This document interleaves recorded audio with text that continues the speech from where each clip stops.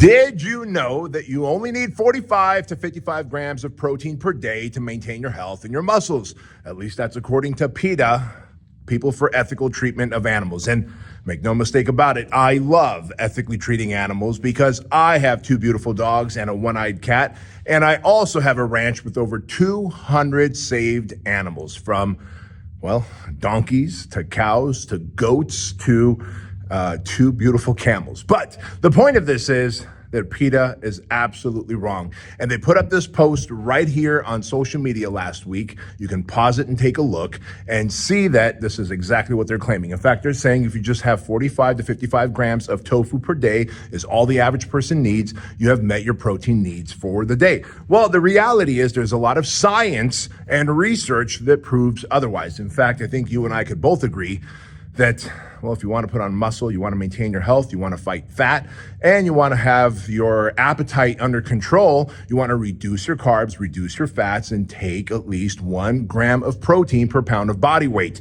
Now, listen, the science is an overwhelming support of this fact, but PETA, of course, has an agenda. Now, this isn't here, this episode here, this video here is not about me crapping on PETA. There's a bigger thing here. I think we all know it's common sense that 1 gram of protein per pound of body weight, if you're lifting, if you're working out, if you're active, you want to stay healthy, you want to maintain as much muscle. Remember, Dr. Keuilian, she has dedicated her entire life to longevity, and she says muscle is the organ of longevity. Go read her book. Look up Dr. Keuilian and read her book, and you'll see that really muscle is the organ of longevity. And there's so much science backing this up. But the bigger point I'm trying to make here is when PETA put on that post that the average person needs 45 to 55 grams of protein per day, well, I have 2 things that I want to bring to you guys in terms of getting to your attention. Number 1, who in the world wants to be average, right?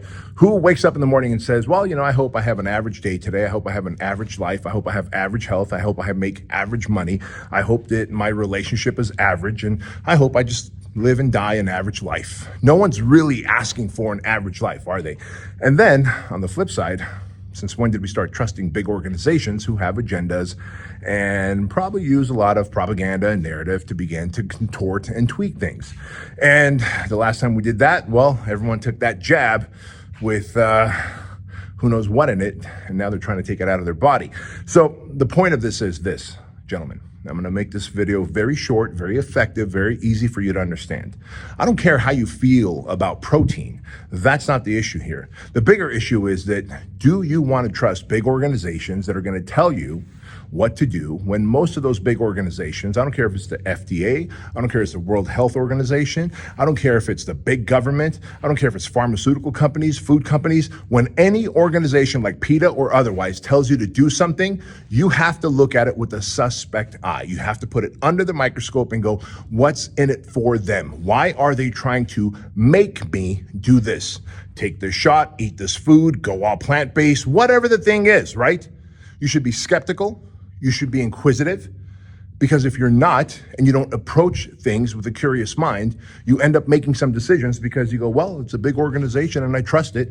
We all saw what happens when you trust a big organization, and all of a sudden the world went to shit, didn't it? So that's that. 1, never trust big organizations to give you any guidance in your life. Number 2, never, ever accept being average. And since PETA says the average person only needs 45 to 55 grams, since when did you and I decide to become average?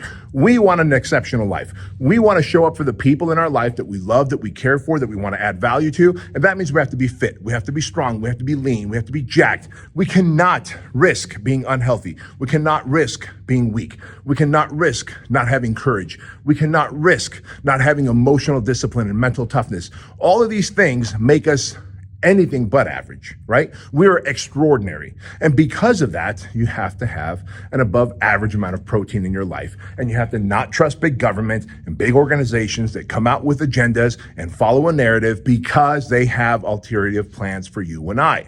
It's as simple as that. So with that in mind, please understand that as much as I love animals, I also realize that a good steak is a really good thing to have.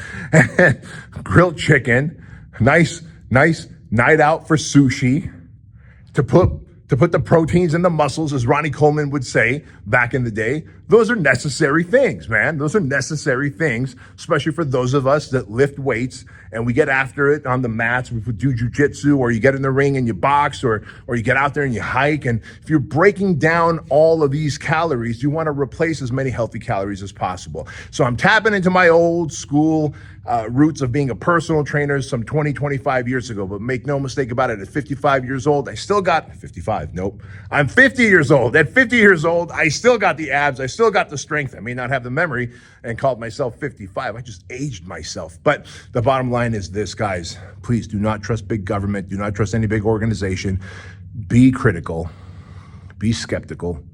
Do the research yourself, and know that if it sounds too hinky, it probably is.